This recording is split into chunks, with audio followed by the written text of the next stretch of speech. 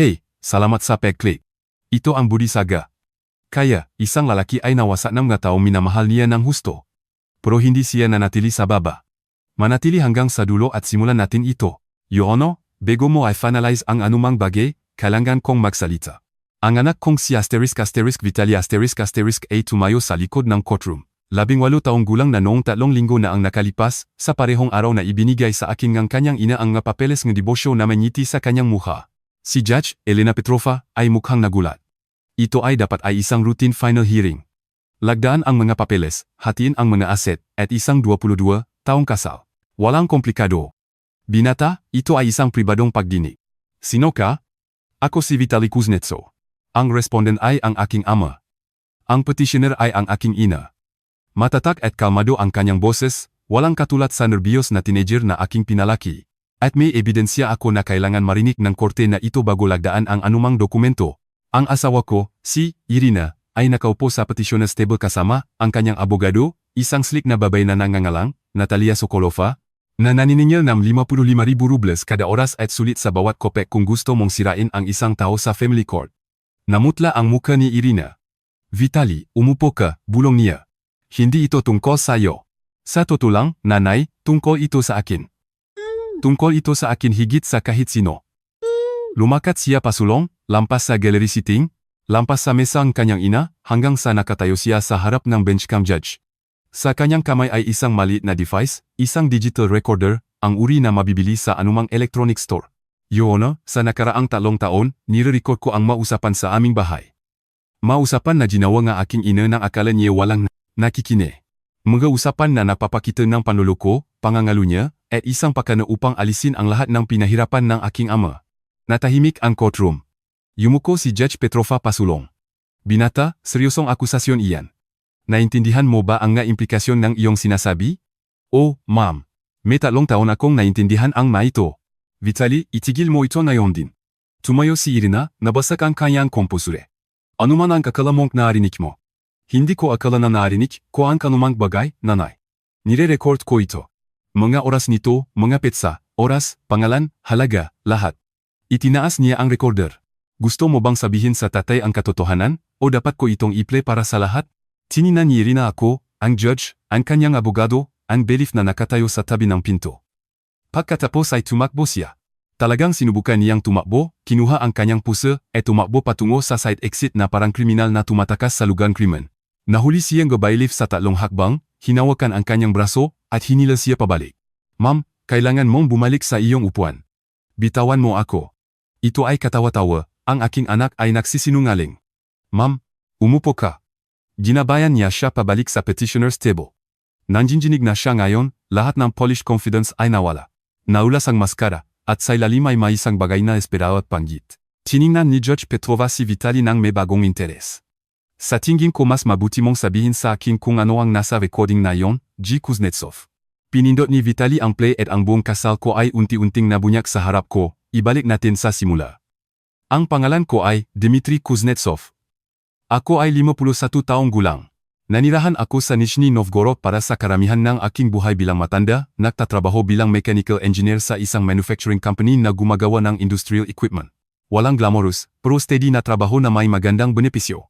Ang uri niyang trabaho na nabibigayaan sa iyo na bumili ng bahay, palakihin ang pamilya, at magplano para sa pagre-retiro. Nakilala ko si Irina sa 1999 sa kasal na isang kaibigan. Siya ay 23, maganda, nagtatrabaho bilang administrative assistant sa isang law firm sa downtown. Ako ay 26, kamakailan na promote, pakiramdam ko ay sa wakas ay may ayos na ang buhay ko. Nag-date kami ng 18 buwan, nag-engage, at nagpakasal noong tek-araw ng 2001. Sa unang ilang taon, mabuti ang nga bagay, o akala ko ay mabuti. Gusto ni Irina ng magandang bahay, kaya bumili kami ng isa. Gusto niyang manatili sa bahay ng ipanganak si Vitaly noong 2005, kaya ginawa namin iyon sa aking sweldo lamang. Gusto niya ng private school para sa aming anak, kaya nag-overtime ako upang mabayaran ang tuition. Binigyan ko siya ng lahat ng hiningi niya, lahat ng kaya kong ibigay, at mukhang hindi kailanman sapat. Ang unang pagkakataon na nahinala ako na may mali ay noong 2018, 13 taong gulang si Vitaly. Umuwi ako ng maaga mula sa trabaho isang araw at natakpuan si Irina sa telepono sa kwarto na nagsasalita ng mababa na tumigil nang makita niya ako. Sino iyon? Ang kapatid ko lamang. Pero nakatira ang kanyang kapatid sa ibang lungsod at may caller ID kami.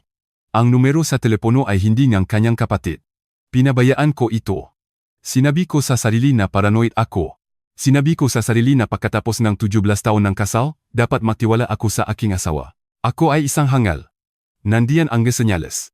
Sa pagbabalik tanaw, ang bagong damit na hindi ko naalala na binili niya. Ang magabi na lumabas kasama ang mga kaibigan na mukhang mas madalas na nangyayari. Ang paraan niya ng paktir ng telepono palayo sa akin kapag nagte-text na parang may itinatago siya. Pero ayaw kong makita ito. Ayaw kong maniwala na ang babaeng itinayo ko ang buhay ko ay nagsisinungaling sa akin.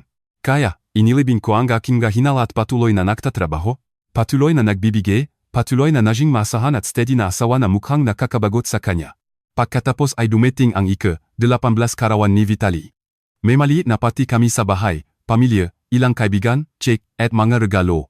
Patungo si Vitaly sa Universidad sa Taglagas. Tinanggap siya sa isang engineering university tulad ng kanyang matandang ama, dapat ay pagdiriwang ito, sa halip, ito ay isang ambush. Pagkatapos umalis ang mga bisita, pagkatapos pumunta si Vitaly sa kanyang kwarto, pinaupo ako ni Irina sa mesa sa kusina. Dimitri, gusto kong diborsyo. Ganun lang. Walang build-up, walang babala, walang pagtatangka na ayusin ang bagay. Ano? Bakit? Hindi ako masaya. Hindi ako masaya sa loob ng maraming taon. At ngayon na 18 na si Vitaly, hindi ko na kailangang makunwari pa. Makunwari. Irina, ano ang sinasabi mo? Ngumiti siya. Hindi isang malungkot na ngiti, hindi isang conflicted na ngiti, isang triumphant na ngiti. Matagal ko nang pinaplano ito, Dimitri. Naghihintay hanggang maging adult si Vitaly upang walang issue sa custody. Ngayon ay maari ko na sa wakas na magkaroon ng buhay na nararapat sa akin. Ang buhay na nararapat mo. Binigyan kita ng lahat. Binigyan mo ako na buring na bahay sa buring na lungsod na may buring, na asawa na laking naktatrabaho. Iyon ay hindi buhay. Iyon ay sentensya sa bilangguan. Isinlide niya ang papeles sa mesa. Lagdaan mo ito. Sabi ng aking abogado kung gawin natin ito ng mayos, mas mabilis ito. Tiningnan ko ang mga papeles, ang babay minahal ko sa loob ng 22 taon, ang estranghero na nakaupo sa harap ko, kailangan ko anong oras para mag-isip. Mag-isip hanggat gusto mo, pero tapos na ako, Dimitri. Sa wakas ay tapos na ako. Tumayo siya at tumakat palayo, iniwan ako, sa mesa, na may papeles na diborsyo at isang durok na puso. Iyon ang sandali nang bumaba si Vitaly. Tatay, okay ka lang ba? Gusto ang iyong ina ang diborsyo. Umupo siya sa harap ko. Hindi nagulat ang kanyang mukha. Resign ito, na parang inaasahan na niya ito. Alam ko, tatay. Matagal ko nang alam. Ano ang ibig mong sabihin? Tiningnan niya ang hagdan, siguradong hindi nakikinig ang kanyang ina. May kailangan akong sabihin sa iyo. May dapat sana akong sinabi sa iyo noon pa. Pero kailangan kong magtiwala ka sa akin at hiwag gawin ang anumang bagay hanggang sa tamang oras. Vitaly, ano ang sinasabi mo?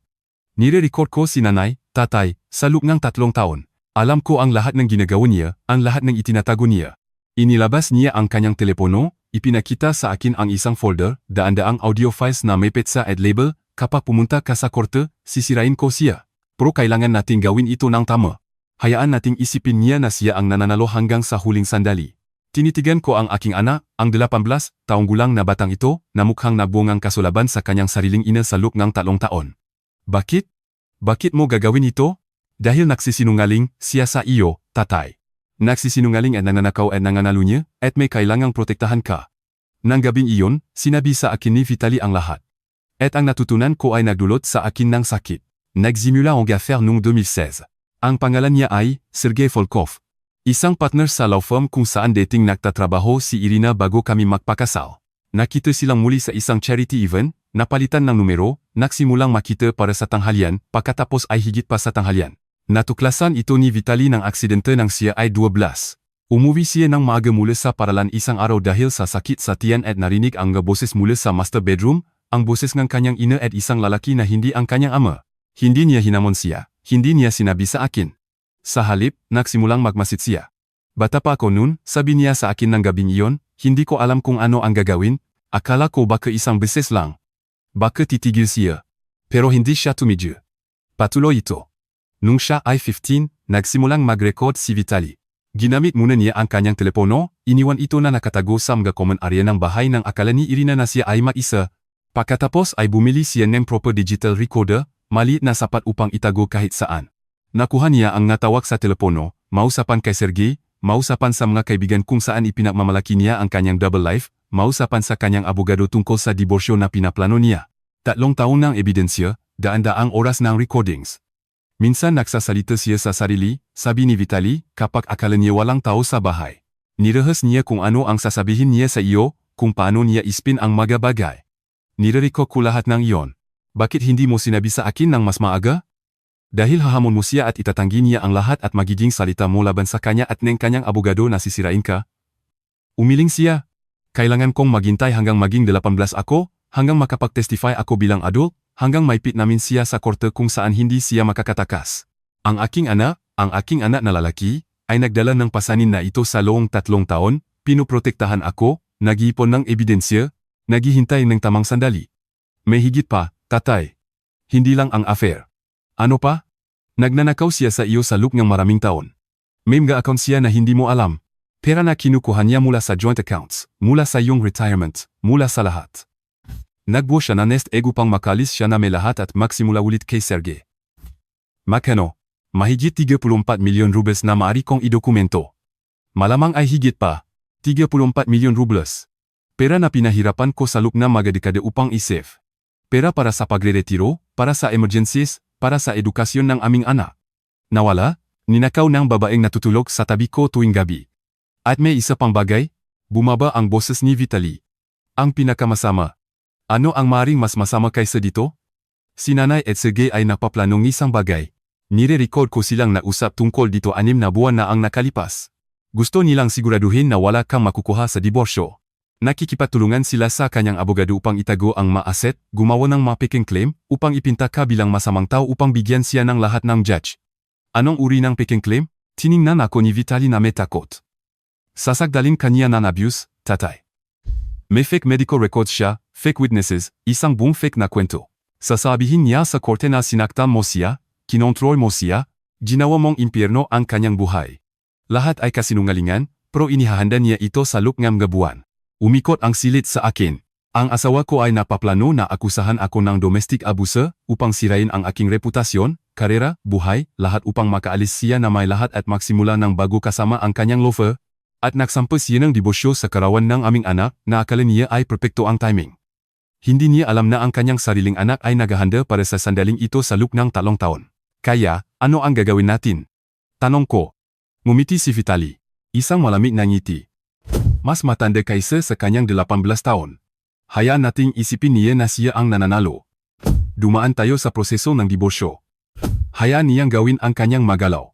Hayaan niyang makomit sa kanyang makasinungalingan. At pagkatapos sa final hearing, kapahuli na para sa kanya na magbago ng kurso, ay play natin ang recordings. Iyon ang plano mo. Iyon ang hustisya, tatay. Ang uri na hindi niya inasahan. Ang susunod na 4 na buwan ay tortyo. Kailangan kong makunwari na hindi ko alam. Kailangan kong umupo sa harap ni Irina sa mediation sessions at pakinggan ang kanyang kasinungalingan ng tuwid ang mukha.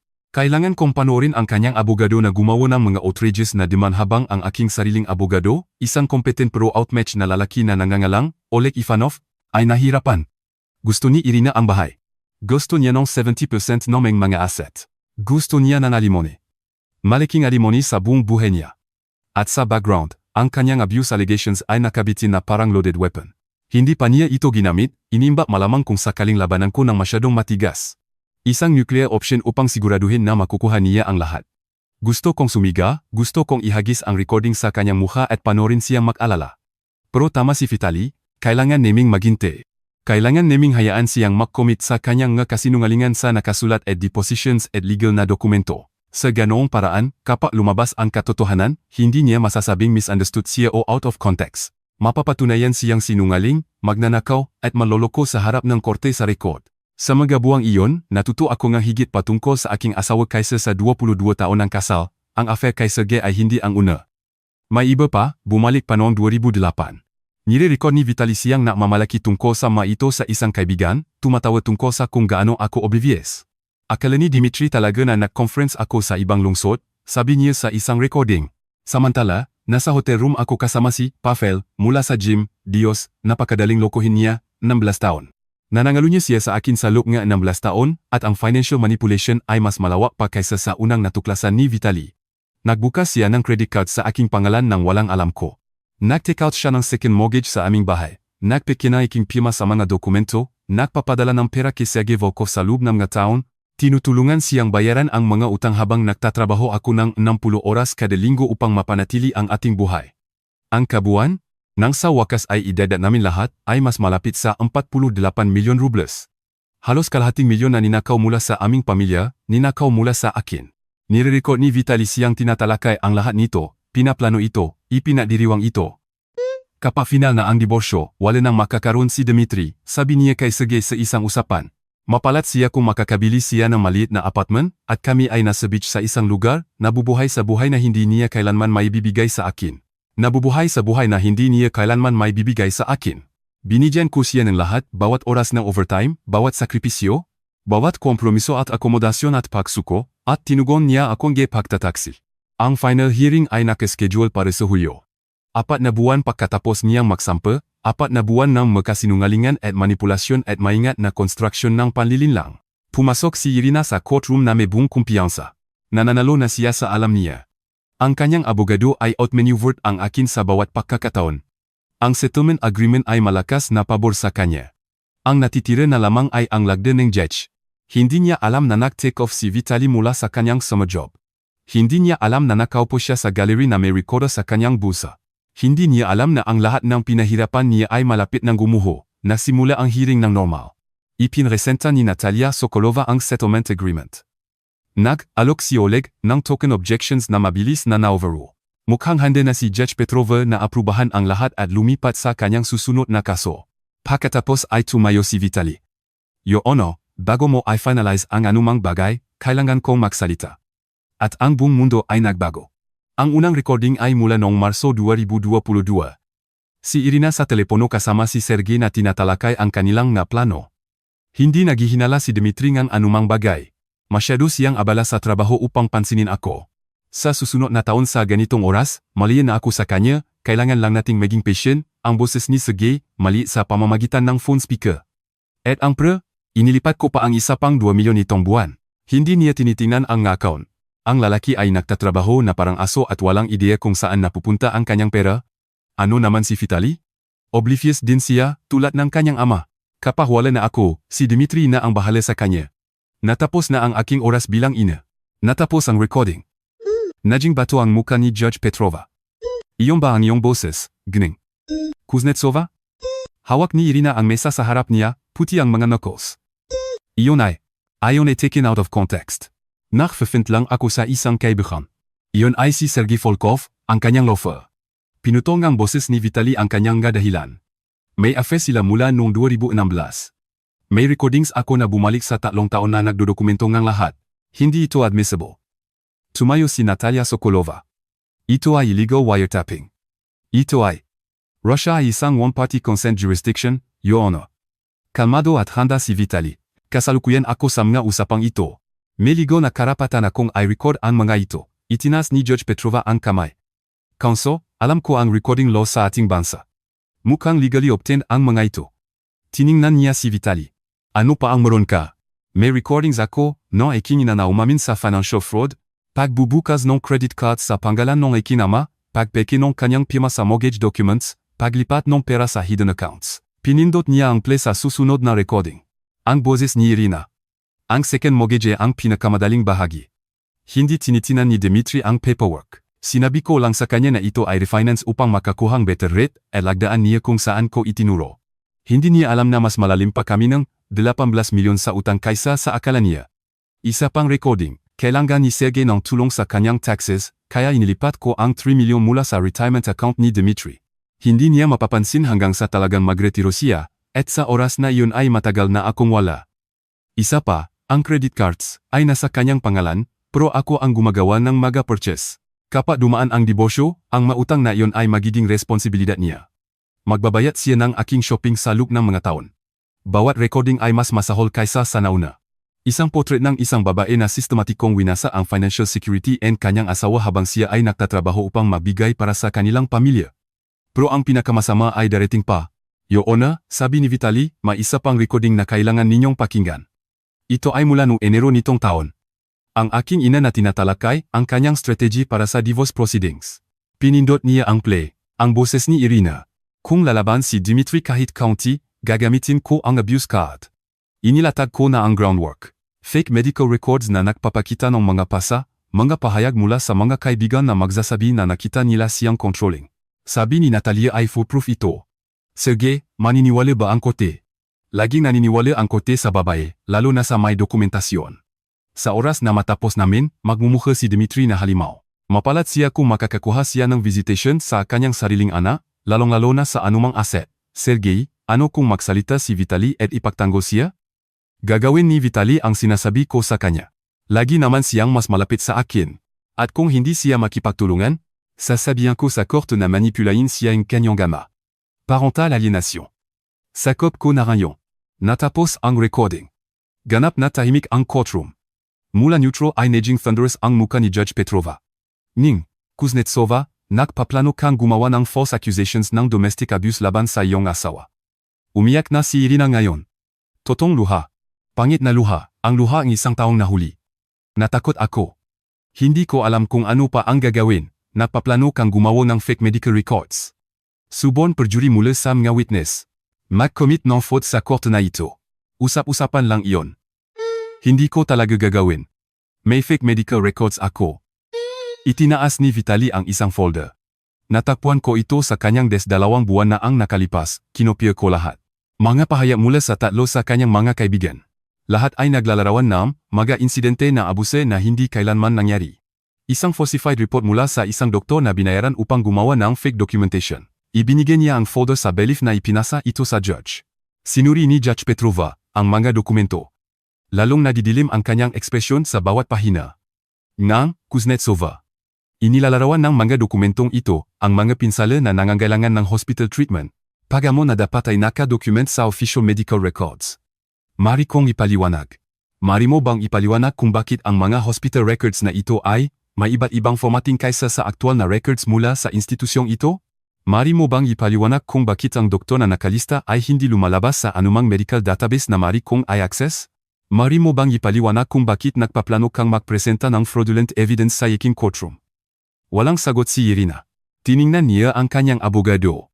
Si Natalia Sokolova ay nag-ipon na ng kanyang gafay, lumalayo sa kanyang kliyente.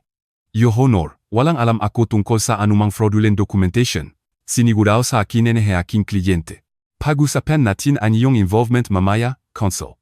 Bumaling si Judge Petrova sa bailiff. Pakisiguradong hindi alis si Jung Kuznetsova sa courtroom na ito.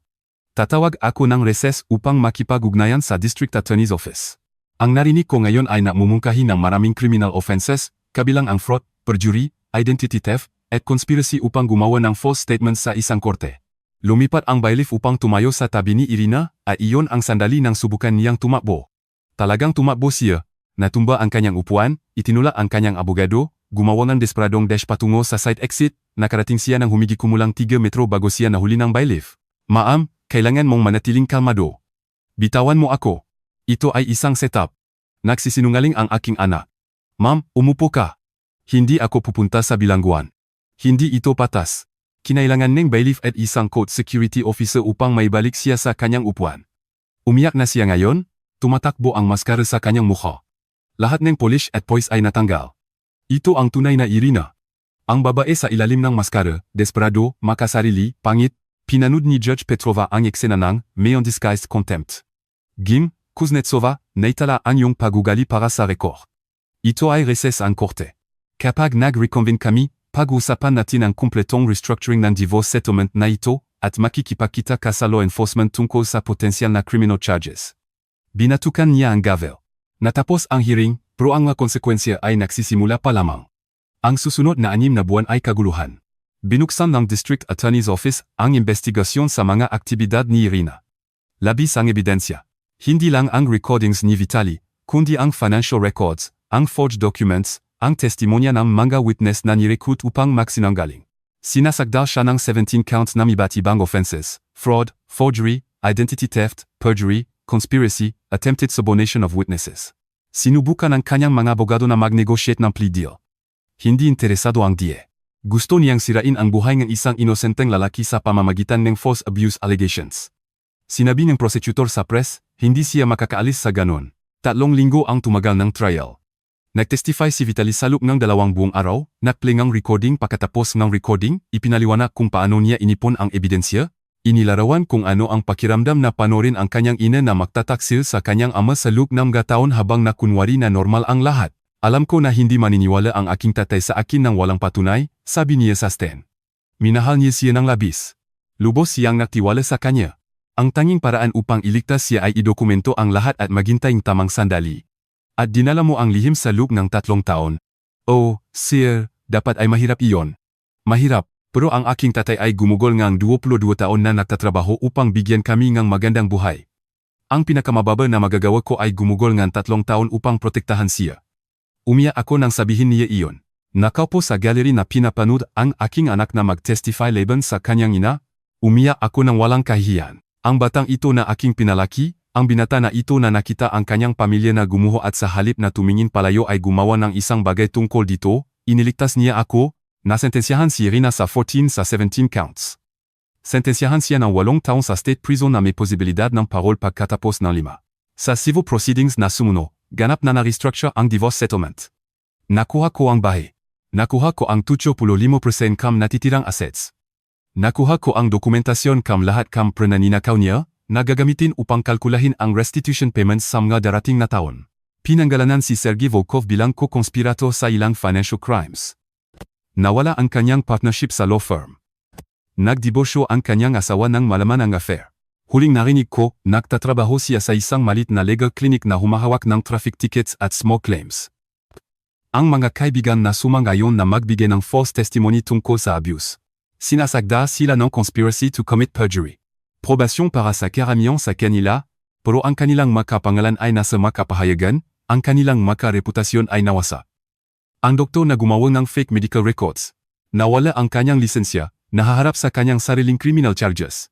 Huling narinig ko, nagtatrabaho siya bilang pharmaceutical sales rep sa ibang rehiyon. Lahat ng tumulong kay Irina na subukang sirain ako, ay naharap sa mga konsekwensya. Hustisya, tunay na hustisya, ang uri na bihirang makita sa divorce proceedings. At lahat ng ito ay nangyari dahil sa isang 18 taong gulang na binata na tumangging hayaan ang kanyang ina na makatakas dito. Nagsimula si Vitaly sa Engineering University ng Taglagas na iyon. Dinala ko siya, tinulungan siyang ilipat sa kanyang dorm, nakilala ang kanyang roommate, normal na father-son stuff. Ang uri ng bagay na inaasahan ko sa loob ng maraming taon. Pero wala ng normal. Tatay, okay ka lang ba? Tanong niya habang nagdadala kami ng nakahon pataas sa hagdan. Okay lang ako. Inisip ko lang si nanay. Inilagay ko ang kahon na dala ko. Tiningnan ang aking anak, ang binata na ito na lumaki ng masyadong mabilis, na nakdala ng mga pasanin na walang teenager ang dapat dalhin. Inisip kita, tungkol sa ginawa mo, tungkol sa 3 taon na ginugol mo sa pag-ipon ng ebidensya habang nakunwari na normal ang lahat. Ginawa ko ang kailangan kong gawin. Hindi mo dapat ginawa ang anumang bagay. Bata ka pa. Hindi iyon ang trabaho mo na protektahan ako. Marahil hindi, pero may kailangang gawin. Nakibit balikat siya, at ako ang tanging nakakaalam ng katotohanan. Paano mo ito hinandle? Sa loob ng mataong iyon na alam ang ginagawa niya, nakikita siyang nagsisinungaling sa aking mukha araw-araw. Tahimik si Vitaly sandali. Mahirap. Talagang mahirap. Sa ilang araw gusto kong sabihin sa iyo ang lahat. I blow up ang lahat. Harapin ang makonsekwensya. Umiling siya, pero alam kong hindi to gagana. Matalino si nanay. Makakapagsalita siya palabas nito.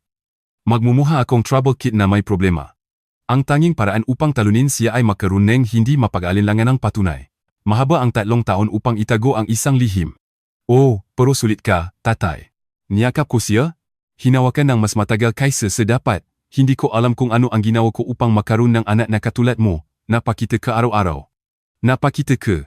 Nagtrabaho ka ng husto. Nagbigay ka para sa amin. Hindi ka nagreklamo. Kahit nang tratuhin ka ni nanay na parang basura, patuloy kang sumubok na gawing gumana ang bagay. Humiwalay siya at tiningnan ako. Mabuting tao ka, tatay. Karapat-dapat ka sa higit pa kaysa sa ibinigay niya sa iyo. Gusto ko lang siguraduhin na makukuha mo ito. Natapos namin ang paglipat sa kanya. Nadina kami sa isang restauran malapit sa campus. Napalam sa parking lot na may pangako na tatawag tuwing linggo. Umuwi akong mag-isa. Walang tao na ang bahay ngayon. Si Vitaly ay nasa universidad. Si Irina ay nasa bilangguan. Ako lamang at ang katahimikan. Pero hindi ito isang malungkot na katahimikan. Payapa ito, malinis. Sa unang pagkakataon sa loob ng maraming taon, hindi ko na kailangang magtaka kung anong mga lihim ang nakatago sa sarili kong bahay, lumabas ang katotohanan. Nalantad ang kasinungalingan. At sa wakas ay malaya na ako, 2 taon na ang nakalipas mula sa araw na iyon sa courtroom. Ako ay 53 na ngayon, patuloy na nagtatrabaho sa parehong kumpanya, bagaman binawasan ko sa 40 oras kada linggo. Lumalabas na hindi ko na kailangang magtrabaho ng 60 kapag hindi ko na pinupunduhan ang secret life ng aking asawa. Ibinenta ko ang bahay noong nakaraang taon, masyadong maraming alaala, masyadong maraming multo. Bumili ako ng mas malit na lugar na mas malapit sa downtown, modern at malinis, at walang katulad sa tahanan na ibinahagi ko kay Irina. Nagsimulang mag-date ulit ako. Wala pang seryoso, pero nagdina ako sa isang babae mula sa aking gym noong nakaraang buwan. Magandang usapan. Walang red flags. Magkikita kami muli sa susunod na linggo. Baby steps. Thriving si Vitali sa universidad. Nasa Dance list siya sa parehong taon. May internship na naka-line up sa isang engineering firm para sa Tagaro. Magiging okay siya. Mas mabuti pa kaysa okay. Nag-usap kami tuwing linggo. Sinabi niya sa akin tungkol sa mga klase at kaibigan at ang babaeng nakikita niya. Normal na college kid stuff. Ang uri nga usapan na lagi kong inaasahan. Minsan pinag-usapan namin ang kanyang ina. Nasa parole siya sa susunod na taon. 3 taon na ang naisilbi sa kanyang 8 taong sentensya. Magandang pagugali, mukhang. Nagpadala sa akin ng liham ang parolebot na tinatanong kung gusto kong gumawa ng pahaya. Hindi pa ako nagdesisyon. Bahagi sa akin ay gusto ng bitawan ito. Naparusahan na siya. Nawala sa kanya ang lahat. Ang kanyang kalayaan, ang kanyang reputasyon, ang kanyang anak. Ano pa ang hihilingin ko? Pero may bahagi sa akin na naalala ang recording na iyon. Ang sexual cruelty sa kanyang boses. Ang paraan niya ngang pagtawa tungkol sa panloloko sa akin. Ang fake abuse allegations, nasisira sa aking buhay kung hindi pinigilan ni Vitali. May mga bagay na hindi mo mapapatawad. Tinanong ko si Vitali kung ano ang iniisip niya. Hindi ako gagawa ng pahayag, sabi niya. Hindi na siya sulit na aking enerhiya. Hindi mo na siya alintana kung makalabas siya ng maaga. Magiging felon pa rin siya. Wala pa rin siyang anuman. Magiging ang babae pa rin na sumubok na i-frame ang kanyang sariling asawa at nahuli ng kanyang sariling anak, tumigil siya. Iyon ang kanyang parusa, tatay, hindi ang bilangguan. Nabubuhay sa natitirang buhay niya na alam ang ginawa niya at kung paano ito natapos. Iyon ang kailangan niyang dalhin ngayon. Ang aking anak ay matalino ng higit sa kanyang taon. Marahil masyadong matalino. Nagsisisi ka ba? Tanong ko sa kanya. Ang pagre-record sa kanya, ang pag-testify laban sa kanya, lahat nito. Matagal niyang inisip. Nagsisisi ako na kinailangan ito. Sana ay may na ako na hindi ko kailangang protektahan ka mula sa kanya. Sana ang aming pamilya ay ang mukhang mula sa labas, pero ang nga-recording mismo. Hindi, gagawin ko ito muli nang walang paalinlangan. Matata ang kanyang boses. Ikaw ang aking tatay. Lagi kang nandiyan para sa akin. At nang malaman kong nagpaplano siyang sirain ka, hindi ko lang maiwanan at panoorin. Karamihan sa mga bata ay mananatili sa labas nito. Sasabihin sa sarili na hindi ito ang kanilang negosyo. Marahil, pero ako ay hindi karamihan sa mga bata. Ngumiti siya ng bahagya. Ako ang anak mo, at pinalaki mo ako upang gawin ang tama, kahit mahirap. Hindi ko alam kung ano ang sasabihin sa iyon, kaya sinabi ko na lang sa kanya na mahal ko siya. Shopot na iyon. May isa pang bagay na gusto kong ibahagi bago ko tapusin ito. 6 na buwan na ang nakalipas, nakatanggap ako ng liham mula kay Irina. Pinapayagan ng bilangguan ang mga inmate na magpadala ng mail, at mukhang nakpasya siyang sumulat sa akin. Halos itapon ko ito nang hindi binabasa, pero nanalo ang curiosity. 3 pahina, ang haba na liham. Ililigtas ko kayo sa karamihan nito. Ang mga justifications, ang mga rationalizations, ang mga explanations na hindi talaga explanations. Pero may isang talata malapit sa dulo na nanatili sa akin. Alam kong hindi mo ako mapapatawad. Hindi ko hinihingi iyon. Ang ginawa ko ay hindi mapapatawad. Sinabi ko sa sarili ko sa loob ng maraming taon na ikaw ang problema, na hindi ka sapat, na karapat-dapat ako sa higit pa. Pero nakaupo sa seda na ito na may wala kundi oras upang mag-isip, napatanto ko ang isang bagay. Hindi ka kailanman ang problema, Dimitri. Ang problema ay ako. Hindi ako kailanman nasiyahan, hindi masaya, hindi kaya napahalagahan ang mayroon ako. At sa halip na harapin ang katotohanan iyon, bilintang ko sa iyo, na nangalunya ako. Nagnanakaw ako. Sinubukan kong sirain ka. Hindi ako humihingi ng kapatawaran. Humihingi lang ako na malaman mo na naiintindihan ko na ngayon, masyadong huli, pero naiintindihan ko. Binasa ko ang talatang iyon ng 3 beses. Pagkatapos ay pinunit ko ang liham at itinapon. Ang pag-unawa ay hindi nag-ayos ng anumang bagay. Ang mga realizations sa selda ngang bilangguan ay hindi nagbabalik ngang 20 taon ng mga kasinungalingan. Ang nga salita sa isang pahina ay hindi nagbabayad para sa sinubukan niyang gawin sa akin. Pero may isang bagay na kasia-sia sa paalam na sa wakas ay nakita niya ang katotohanan. Na hindi na niya ito may tatago. Na bawat araw sa natitirang buhay niya, kailangan niyang mabuhay kasama ang ginawa niya. Sarili nitong uri ngang hustisya iyon. Inisip ko minsan ang courtroom na iyon. Ang sandali nang tumayo si Vitaly at binago ang lahat. Ang itsura sa mukha ni Irina nang mapagtanto niyang nire-record siya ni kanyang anak sa loob ng 3 taon. Ang paraan niya ngang patabo, patatangka na makatakas, patatangka na maiwasan ang mga konsekwensya ng kanyang nga papili, akala niya ay perpekto ang lahat ng plano niya, nahintay hanggang maging 18 ang aming anak, na time ang filing ng diborsyo sa kanyang kaarawan na parang isang uri ng sick celebration.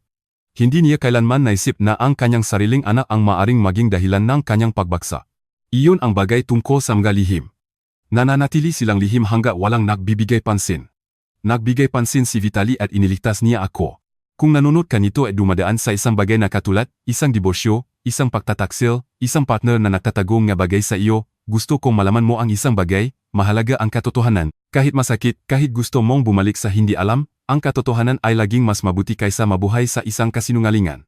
Gumugol ako ng mga taon na naniniwala na may happy marriage ako, naniniwala na minahal ako ng aking asawa, naniniwala na solid at totoo ang aming pamilya at itinayo sa isang bagay na tunay, lahat ay peke. Bawat sandali nito. Pero ang pag-alam nito, gaano man kasakit, ay nagpalaya sa akin, hindi na ako nabubuhay sa isang kasinungalingan. Hindi na ako nagtataka kung bakit hindi tama ang mga bagay. Hindi na ako nadududa sa aking sariling mga pananaw habang may nagmamanipula sa likod ko. Alam ko ang katotohanan. At ang katotohanan, gaano man kasakit, ay isang solidong bagay na matatayuan. Isa pang huling bagay. Nung nakaraang linggo, tinawagan ako ni Vitaly na may balita. Tatay, nakilala ko ang isang tao. Ang pangalan niya ay Anna. Siya ay isang estudyante ng arkitektura. Talagang gusto ko siya. Iyan ay maganda, anak. Kailan ko siya makikilala? Marahil sa Christmas break. Kung hindi iyon weird. Bakit ito magiging weird? Hindi ko alam. Dahil sa lahat ng nangyari kay nanay. Dahil sa kung paano naging ang aming pamilya. Iniisip ko kung paano sasagot.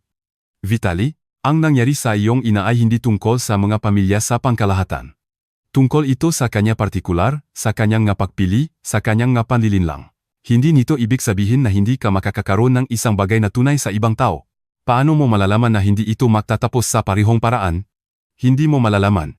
Iyon ang nakakatakot na bahagi. Pero hindi mo maaring hayaan ang takot na pigilan ka sa pagsubok, tumigil ako. Ang katotohanan na nag-aalala ka na tungkol dito ay nagsasabi na sa akin na magiging okay ka. Ang nga taong katulad ng iyong ina ay hindi nag-aalala tungkol sa pagsasaktan ng iba. Ginagawa na lang nila ito, hindi ka katulad niyan. Sana tama ka. Alam kong tama ako, pinalaki kita. Tumawa siya, isang magandang tuno, isang hiling na tuno, salamat, tatay. Dadalhin ko si Anna sa Christmas, sa tingin ko magugustuhan mo siya. Sigurado akong magugustuhan ko. Nagpaalam kami. Binaba ko ang telepono at nakaupo sa aking tahimik na bahay na inisip ang hinaharap. Ang aking anak ay umibig, nagbuong sariling buhay, magiging okay siya sa kabilang lahat, at ako rin. Hindi dahil nawala ang sakit. Hindi ito talaga nawawala, pero dahil ang katotohanan ay nakpalaya sa amin pareho. At minsan ay sapat na yon. Like this video kung nanatili ka hanggang sa dulo. I-share ito sa isang taong kailangang marinig na posible ang mabuhay sa pagtataksil. At kung dumadaan ka sa isang bagay na mahirap ngayon, tandaan na lalabas palagi ang katotohanan sa huli. Siguraduhin na nasa tamang panig ka nito kapag nangyari ito.